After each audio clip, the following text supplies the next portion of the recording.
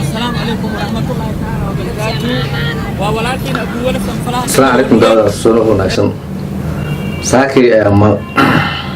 حبرنا برشة ساكي خبصة مخالة جور عدس كسر دتك ودقيسو خاصة دتكون الصومالية إن نمبر كانوا إن سوا هاي كخوان نمبر كأي حكوشة تعديل لقبته إن قفك ودكت ديكي معنا عن إلوكنا إنا فنقنيسو dad badan ayaa gabadha aamin waayay balse muuqaal soo dhigay saacad ka bacdi baraha bulshada ayaa dad badan shaki gelisay oo aan ku jiro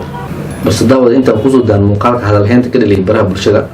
waxa ka codsanaya wixii fikirkeeda inaan la wadaagto qaybta commentiga. Assalaamu calaykum daawada gudaha muuqaalka qabnaad waa idin salaamay gabdhaheena wiilasheena meel kasta adduunyada aad ku sugan tihiin dalka iyo dibaddaba waa idin salaamay salaan sharaf salaan qaali ah walaashin xabiibo yarey waxaa saaka la ii soo sheegay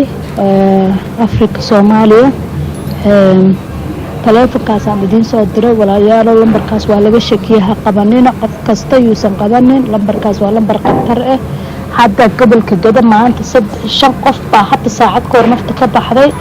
dadku dhiig ka sii deena hal markuu dhaalayo qofka maskaxda qarxayso wuxuu ma garanayna lambarkaas la iska ilaaliyo wakaas saaka waa la ii soo diray dadana aan garanayo oo wali family-kayga ku dhintay marka iska ilaaliyo lambarkaas aan la qabanin ogaada lambarkaas aad Soomaaliya dhan buu soo kala Soomaaliya ugu leenahay wax nuclear ku xiran oo balaayaha la yiri marka lambarkaas la iska jiro insha Allah qof kasta oo sii dira dadka dhan uga diga marka ogaada wadan iska bililaqo iska sal waa waxa wixii la doonaa lagu soo xirtay marka bal insha Allah hadda tan waana lagu dayahay bal xaaladaas la socdo lambarkaas aan la qaban qof kasta oo wadanka joogana ya maxquulaya qofka ugu yar saaka aan waxay ugu dhahay 3 jeer buu lambarkaan soo wacay lambar la yaqaanana ma aha meel uu ka tirsan yahay lama yaqaan waana la baaray waa lambar meel balaayo ka yimid marka insha Allah lambarkaas la iska ilaaliyo qofku soo waco lambar telefoonka iska fiir lambarkaas qaban hadii kala waa dhimatay dad badan oo ku jira ayaa hadalka gabadha saaka rumaysan balse muuqaalka loo hadda iska soo duubay aabba Soomaaliyeed oo ku nool shabeellada hoose ayaa wuxuu sheegay in gabadhiisa oo joogto suuqa uu numbarkii saaka la digay soo wacay bal la daawo hadalka aabahan. السلام عليكم ورحمة الله وبركاته. ولكن أقول لكم فلا تقبل ولوين ما بس يشجع وياك تعبان ودنا هذا ما بالي إنك سارتي ما أنا هوك شيء وقدير ما إن شاء الله مسلمين تمليا ما بالي جالس إسرائيلية إن شاء الله قبلنا تعبان وهذا ولكن أقول لكم فلا تقبل ولوين تعبان وايا إن شاء الله جزاك الله خيرا marka may basi leeya mobile ko tigid isku diraw in badan beena muday geega samfalaa dibad walweyn qof oo taabaan ay hadda ani soo qaadi oo suuqa oo qudaarta oo kudhiin insha Allah warku ugu warbi maana qaati bilaaw ya uu inta ka qaati bilaaw ma hay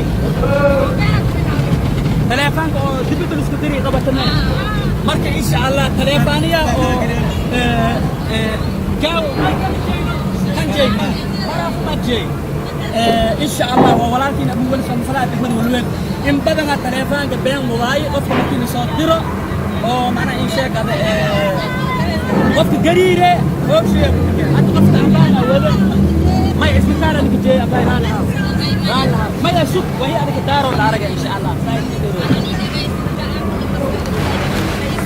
شوف ها ما أرجع أرجع إن شاء الله إن شاء الله جزاك الله خيرا ولكن أقول لك لكن ما يسقطي ميل القدار يسقطي لكن ما أنا إن شاء الله لهاي مركز جري ما أنا إن شاء الله كلهم ساتجي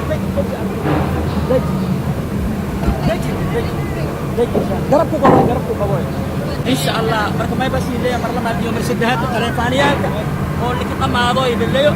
إلا حلي إلا شري بيعها مضاني مركز ولكن أقول لك ما يبصي ليه إن شاء الله جزاك الله خيرا dhanka kale daawada sheekadan baraha bulshada ka socoto run way noqon kartaa been way noqon kartaa balse wixii fikirkaada ilaahay waxaan ay wadaag kartaa qaybta commentiga oo ku maadsantahay daawashada muuqaalka ciao